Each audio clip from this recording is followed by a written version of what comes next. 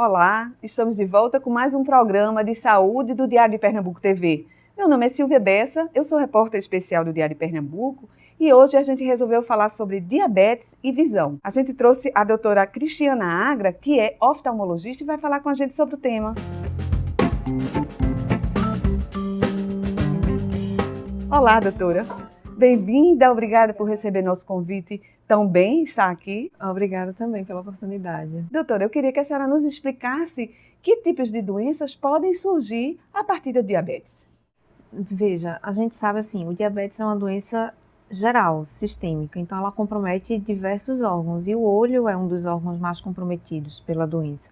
A principal que a gente chama atenção é a retinopatia diabética, que é o comprometimento da retina, que é uma doença vascular que progressivamente ali ocorre uma degeneração desses vasinhos da retina, e a retina é uma região nobre da nossa visão, que é justamente ela que é responsável por captar a imagem e transformar isso aí na nossa visão no cérebro.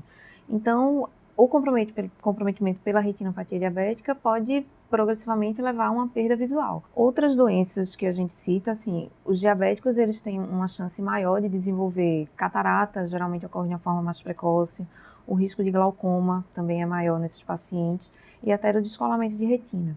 Doutora, todos os tipos de diabéticos têm esse risco ou só alguns? Não, são todos. Todos os diabéticos têm risco de desenvolver alguma perda visual, seja parcial ou até total mesmo. A gente sabe assim, aquele grupo de diabéticos que a gente chama de diabéticos do tipo 1, né, que são os que se desenvolvem na infância ou na adolescência, tem uma chance de desenvolver essa doença ocular mais cedo e de uma forma mais grave às vezes. Mas mesmo os diabéticos mais tardios, principalmente aqueles descompensados, sem acompanhamento clínico, também tem uma chance grande de desenvolver a doença ocular. Existe um prazo que a gente pode determinar, dizendo que a partir de 5 anos da descoberta da diabetes, a pessoa começa a desenvolver esses problemas ou é difícil prever? Existe, assim. Isso é uma estimativa, uma estatística mundial, certo? Não é um número fechado, quadrado, mas assim, cerca de 75% mais ou menos dos diabéticos, que é um índice alto, vão desenvolver a retinopatia a partir de mais ou menos 15 anos de doença. Isso assim, varia muito com o controle das taxas. Então, se um paciente é mal acompanhado, descompensado, desenvolveu muito cedo, tem mais anos de doença, então ele vai desenvolver mais rápido e de forma mais grave essa retinopatia. Já o paciente que tem uma doença inicial, o diabetes recém-diagnosticado, é acompanhado desde o início, faz o tratamento clínico, medicação, todo o acompanhamento que deve ser feito, tem uma tendência muito maior de preservar a visão ao longo da vida. E a gente tem que pensar também que há uma subnotificação desse tipo de doença, né? A diabetes nem sempre é vista logo de imediato, né? É muito comum chegar paciente com queixa de baixa de visão, quando a gente vai ver já tem uma doença avançada no olho e, na verdade, ele nem sabia que tinha diabetes. Então, é muito importante a atenção primária mesmo ali, da saúde da população, para fazer esse diagnóstico o mais cedo possível. Né? Doutora Cristiana, quais são os relatos de sintomas que chegam ao seu consultório? Veja, é importante isso. Muitas vezes, nos estágios iniciais da doença, o paciente pode nem apresentar nenhum sintoma. Por isso que é importante o exame oftalmológico logo cedo no diagnóstico do diabetes. Quando o paciente vem a desenvolver alguma queixa, pode já estar em alguma fase mais avançada, às vezes até que não possa ser tratada com tanto cuidado. Os sintomas, eles variam de queixas de embaçamento visual mesmo, seja mais leve, moderado ou um embaçamento mais importante. Pode apresentar manchas flutuantes na visão, que são as moscas volantes que a gente chama, flashes de luz. Então, está tudo muito relacionado à visão, assim, ao embaçamento mesmo. Sim. A senhora falou da retinopatia diabética, mas eu queria saber outras doenças que podem gerar a partir do diabetes. Assim, a gente vê muito catarata precoce. Então, assim, pacientes que, de repente, se não tivesse diabetes, iriam começar uma catarata aos 70, aos 50, ele já pode ter uma indicação de cirurgia. Um risco aumentado para o glaucoma. Existe um glaucoma específico para os diabéticos avançados, que é um glaucoma mais grave, é o neovascular, que a gente chama, que tem um potencial grande de baixa de visão. E o descolamento de retina. O descolamento de retina do diabetes, que representa uma das fases finais da retinopatia, também tem, assim, boas chances de deixar uma baixa de visão permanente. E tem tratamento a esses problemas, doutora? Tem, a depender do estágio da doença. Assim, não é a retinopatia diabética que é o principal comprometimento, não é, do diabético. O objetivo do tratamento, não existe uma cura, existe uma tentativa de retardar a progressão da retinopatia. Entendeu? Então, assim, atualmente, falando no específico ocular, existe tratamento com laser, existem já algumas medicações intraoculares para injeção, que faz parte também, e até cirurgias oculares podem ser realizadas. Agora, é um tratamento conjunto, é muito importante o tratamento clínico do paciente. Então, assim, o controle das taxas, a visita frequente no clínico geral ou no endocrinologista, a visita anual no oftalmologista, o controle de outras condições associadas que têm muita relação com o desenvolvimento da doença ocular, que são pressão arterial, colesterol, então a dieta balanceada, o sobrepeso tem muita relação. Então, todos esses fatores em conjunto vão contribuir para a doença ocular e sistêmica.